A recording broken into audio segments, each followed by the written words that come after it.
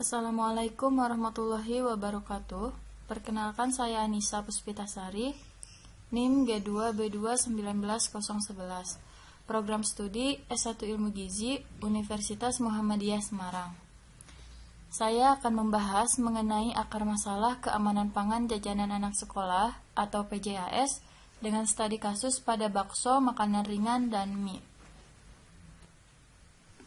PJAS adalah makanan siap saji dan minuman yang dipersiapkan dan atau dijual di lingkungan sekolah, serta secara rutin dikonsumsi oleh anak sekolah.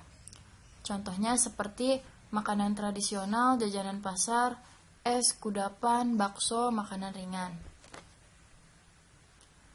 Tingginya konsumsi PJAS oleh anak sekolah yang tidak diikuti dengan penerapan cara produksi pangan yang baik oleh para penjajah makanan, hal tersebut berdampak pada kesehatan anak, seperti terjadinya keracunan makanan. Masalah keamanan pangan di sini seperti bahaya fisik, kimia, mikroorganisme.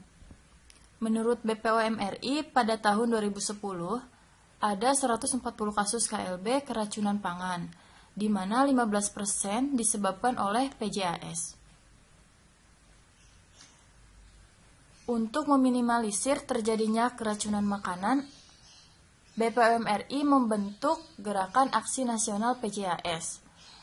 BPOM RI ini yaitu lembaga pemerintah yang berwenang dalam pengawasan makanan, di mana BPOM RI ini menginisiasi gerakan PJAS yang disebut Aksi Nasional PJAS.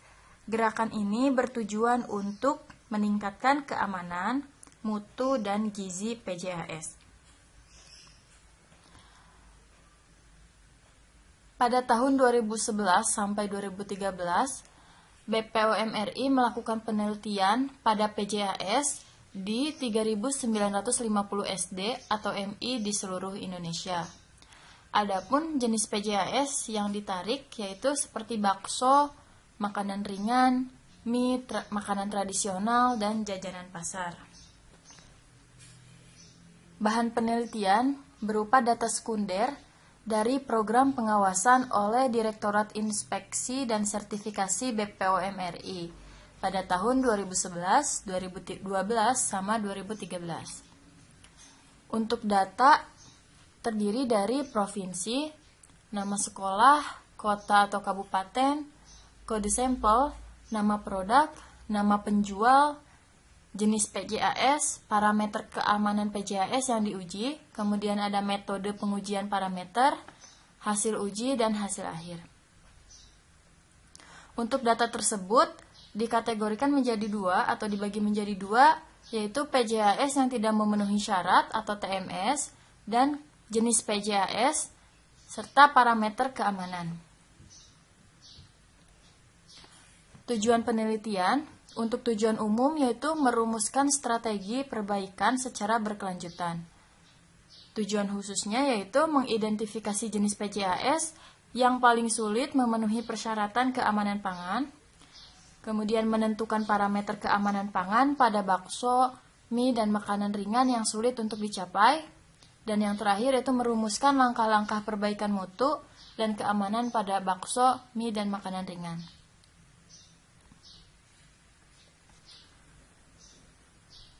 Di sini saya akan menyampaikan untuk jenis PJAS yang tidak memenuhi syarat atau TMS. Dari data presentase TMS selanjutnya dianalisis dengan analisis Pareto untuk mengetahui parameter keamanan utama yang menyebabkan bakso, mie, dan makanan ringan tidak memenuhi syarat. Diagram Pareto dari ketiga PJAS menunjukkan bahwa parameter keamanan utama yang menyebabkan TMS adalah cemaran mikroba yang melebihi batas maksimal dan penyalahgunaan bahan kimia berbahaya. Selanjutnya saya akan menyampaikan jenis PJAS yang tidak memenuhi syarat atau TMS, diantaranya yaitu ada bakso, ada mie, dan makanan ringan.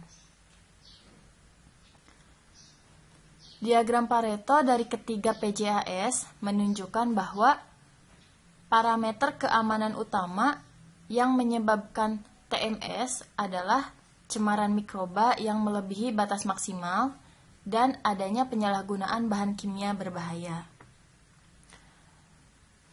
Persentase bakso lebih tinggi jika dibandingkan dengan mie dan makanan ringan. Hal tersebut disebabkan oleh bahan dasar bakso yang berasal dari daging. Bahan dasar tersebut bersifat mudah rusak, sehingga lebih mudah terjadinya pencemaran atau kontaminasi. Sedangkan untuk mie dan makanan ringan, sebagian banyak mie dan makanan ringan sudah diproduksi oleh perusahaan-perusahaan besar, sehingga sudah mempunyai sertifikat BPOM RI. Faktor lainnya yaitu mie dan makanan ringan cenderung memiliki kandungan air yang lebih rendah jika dibandingkan dengan bakso. Selanjutnya yaitu masalah utama keamanan pangan pada masing-masing PJAS. Pertama, pada bakso, parameter keamanan yang paling dominan menyebabkan bakso tidak memenuhi syarat adalah angka lempeng total atau ALT dan coliform yang melebihi batas maksimal, sebagaimana pada Peraturan Kepala BPOM RI pada tahun 2009 tentang penetapan batas maksimum cemaran mikroba dan kimia dalam makanan. Batas cemaran mikroba ALT pada bakso maksimal yaitu 1 kali 105 koloni per gram, dan angka paling mungkin coliform maksimal yaitu 10 per gram. Selanjutnya, pada mie, parameter keamanan utama menunjukkan masalah keamanan yaitu penyalahgunaan formalin dan E. coli yang berlebih dari batas maksimal. E. coli yang ditemukan pada produk akhir yang telah didiamkan beberapa lama setelah dimasak menandakan bahwa kontaminasi berasal dari kontaminasi fekal pada tangan penjajah PJAS atau kontaminasi dari peralatan makan yang sudah digunakan. Menurut Peraturan Kepala BPOM RI pada tahun 2009 mengatur bahwa kandungan maksimal APM E. coli baik pada mie kering atau mie instan maupun mie basah sebesar 10 per gram.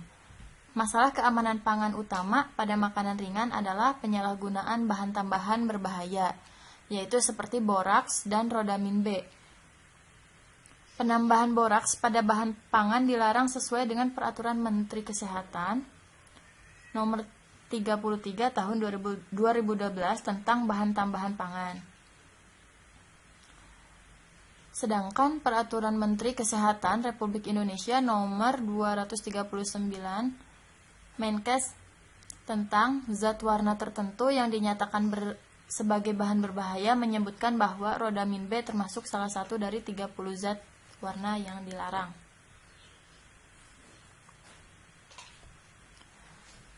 Next, untuk masalah keamanan pangan PJAS itu sendiri bisa disebabkan oleh adanya kontaminasi biologi seperti coliform, E. coli, bacillus, dan sebagainya. Sedangkan cemaran dari bahan kimia yaitu bisa dari boraks, formalin, dan rodamin B. Kontaminasi itu disebabkan oleh beberapa faktor, diantaranya dari penjajah makanan, dari adanya lama penyimpanan, dari peralatan yang digunakan baik pada saat produksi atau pada saat penjualan, dan ada juga bahan dasar makanan, di mana bahan dasar dari makanan sangat berpengaruh pada kualitas pangan. Selain itu ada BTP, bahan tambahan pangan. Dan yang terakhir ada sanitasi yang rendah. Langkah-langkah perbaikan mutu dan keamanan pangan. Hal yang dapat dilakukan yaitu 1. Meningkatkan sanitasi pada pekerja, pada alat yang digunakan, bahan baku, dan lingkungan produksi. Dan yang kedua, mencuci tangan sebelum makan karena cemaran mikroorganisme dapat berasal dari konsumen yang tidak bersih. Yang ketiga, sekolah dapat mengedukasi siswa-siswanya tentang jajanan anak sekolah dan risiko pencemarannya melalui kegiatan belajar mengajar di kelas. Orang tua siswa memiliki peran penting untuk mengawasi kebiasaan jajan anak, memberi pemahaman mengenai makanan yang baik untuk dikonsumsi. Berikut presentasi dari saya. Terima kasih untuk perhatiannya. Wassalamualaikum warahmatullahi wabarakatuh.